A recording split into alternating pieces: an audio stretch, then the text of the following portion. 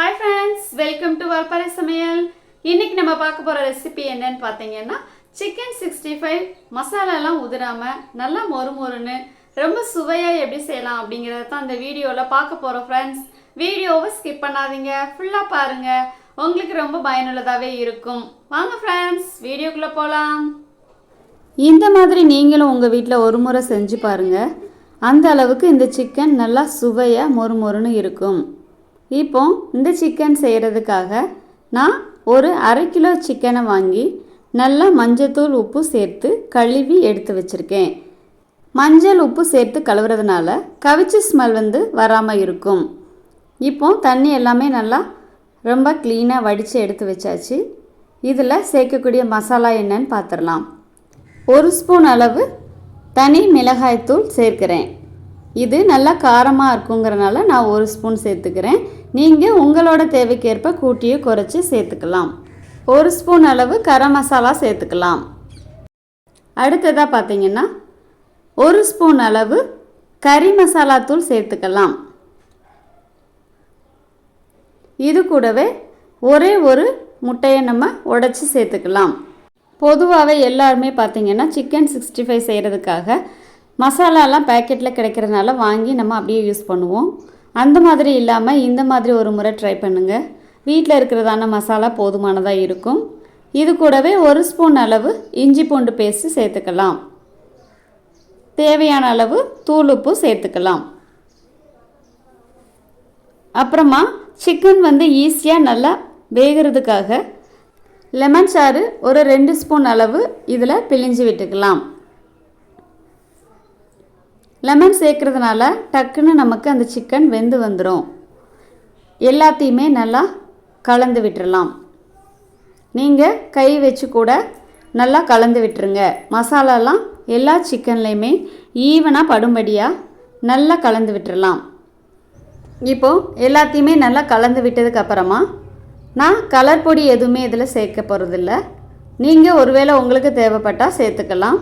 நான் 1/2 ஸ்பூன் அளவு மஞ்சள் தூள் மட்டும் சேர்த்துக்கிறேன். இதையுமே நல்லா கலந்து விட்டுறலாம். எல்லாத்தையுமே நல்லா கலந்து விட்டதுக்கு அப்புறமா இது கூட நாம் சேர்க்க போகிறது 1 ஸ்பூன் கார்ன்ஃப்ளவர் மாவு சேர்த்துக்கலாம். இது கூடவே 1 ஸ்பூன் பச்சரிசி மாவு சேர்த்துக்கலாம். இதையும் இதனோட சேர்த்து நல்லா கலந்து விட்டுறலாம். இப்போ எல்லா மசாலாவுமே சேர்த்து நல்லா கலந்தாச்சு. இதை ஒரு மூடி போட்டு 20 மினிட்ஸ் நம்ம ஊற விட்டுறலாம். நல்லா ஊறி வரட்டும், அதுக்கப்புறமா பார்க்கலாம்.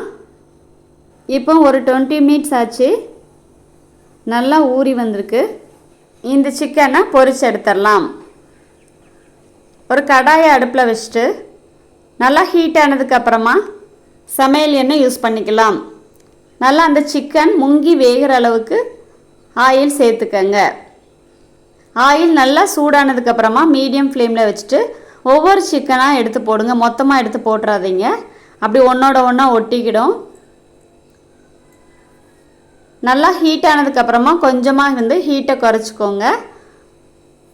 அதுக்கப்புறமா நார்மல் ஹீட்டை வச்சுட்டு இந்த மாதிரி ஒன்றொன்னா போட்டு பொரிச்சு எடுத்துடலாம். இப்போ இந்த சிக்கனை சேர்த்து ஒரு 1/2 நிமிஷம் ஆச்சு. இதுக்கப்புறமா நம்ம ஒரு கரண்டி வச்சு பெரட்டி விடலாம். பெரட்டி விட்டு 2 சைடுமா நம்ம திருப்பி போட்டு சிக்கனை நல்லா வேக வச்சு எடுத்துடலாம். நாம் முதல்ல சிக்கன் சேர்க்கும் போது நுரையா பொங்கி வரும் அதிகமாக. அது வெந்து வரும்போது பார்த்திங்கன்னா நுரை எல்லாமே அடங்க ஆரம்பிச்சிடும். அந்த ஸ்டேஜில் நல்லா வெந்துருச்சுன்னு அர்த்தம். பார்த்தாலே உங்களுக்கு தெரியும் சிக்கன் நாம் மசாலாவோட எண்ணெயில் போட்ட சைஸை விட கொஞ்சம் குறைஞ்சி நல்லா சுருங்கி அப்படி வெந்து வந்திருக்கும். அந்த ஸ்டேஜில் நம்ம அந்த சிக்கனை அப்படியே வெளியில் எடுத்துடலாம். இந்த மெத்தட் ஃபாலோ பண்ணி சிக்கன் நம்ம பொரிச்சு எடுக்கும்போது மசாலா உதிரவே செய்யாது. அந்த சிக்கன்லேயே மசாலாவோடு சேர்த்து வெந்து நல்லா மொறுமொறுன்னு நமக்கு கிடைக்கும். இப்போ சிக்கன் நல்லா வெந்து வந்துருச்சு பாருங்கள், பார்த்தாலே உங்களுக்கு தெரியும். இது குக்காகி வர்றதுக்கு ஒரு 5 மினிட்ஸ் போதுமானதாக இருக்கும். நாம் மசாலாவோடு ஊற வச்சதுனால 5 மினிட்ஸ்லேயே குக் ஆயிரும். இப்போ நல்லா குக் ஆயிடுச்சு, வெளியில் எடுத்துடலாம். ஒன்றொன்னா நல்லா உதிரியாக ஒன்றோட ஒன்று ஒட்டவே இல்லை.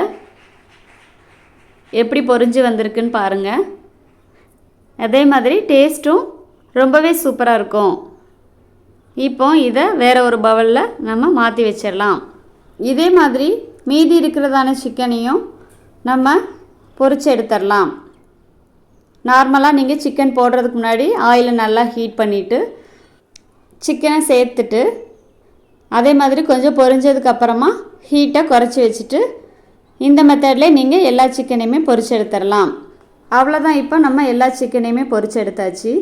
இப்போது இந்த மசாலா, அந்த சிக்கனில் உள்ள மசாலா கொஞ்சமாக மிஞ்சினதுனால உருளைக்கிழங்க இந்த சைஸில் நம்ம ஸ்லைஸாக கட் பண்ணி வச்சுட்டு இந்த மசாலாவோட நல்லா மிக்ஸ் பண்ணி விட்டுறலாம். அதே எண்ணெயில் இந்த உருளைக்கிழங்கையும் நம்ம பொரிச்சு எடுத்துடலாம். இந்த உருளைக்கிழங்கும் பார்த்திங்கன்னா டேஸ்ட்டு ரொம்பவே சூப்பராக இருக்கும். இப்போ நாம் சிக்கன் எல்லாத்தையுமே பொரிச்சு எடுத்தாச்சு.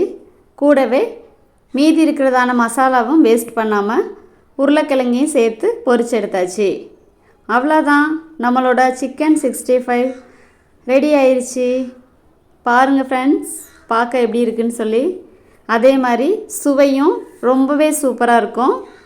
இப்போ நம்ம அதில் 2 கருவேப்பிலையும் பொரித்து மேலே சேர்த்துடலாம். இது கூட ஆனியனும் ஸ்லைஸாக கட் பண்ணி எடுத்து ஷேர் பண்ணிடலாம். அவ்வளோதான், நம்மளோட சிக்கன் 65 ரெடி ஆயிடுச்சு. பாருங்கள் எவ்வளோ கலர்ஃபுல்லாக இருக்குதுன்னு. அதே மாதிரி சுவையும் அதிகமாக இருக்கும். ஃப்ரெண்ட்ஸ், இது வரைக்கும் நம்ம சேனலை சப்ஸ்கிரைப் பண்ணாதவங்க சப்ஸ்கிரைப் பண்ணி வச்சுக்கோங்க. கூடவே பெல் ஐக்கானையும் கிளிக் பண்ணிக்கோங்க. அப்போ தான் நான் போடுற வீடியோ உங்களுக்கு உடனுக்குடனே நோட்டிஃபிகேஷனில் கிடைக்கும். இந்த வீடியோ உங்களுக்கு ரொம்ப பயனுள்ளதாக இருக்கும்னு நினைக்கிறேன். ஃப்ரெண்ட்ஸ், இந்த வீடியோ உங்களுக்கு பிடிச்சிருந்தா உங்களோட ஃப்ரெண்ட்ஸ் அண்ட் ஃபேமிலிக்கு ஷேர் பண்ணுங்கள். எங்களோட வால்பாறை சமையலுக்கு மறக்காமல் சப்ஸ்கிரைப் பண்ணுங்கள். மீண்டும் அடுத்த வீடியோவில் சந்திக்கலாம். பாய். Thanks for watching.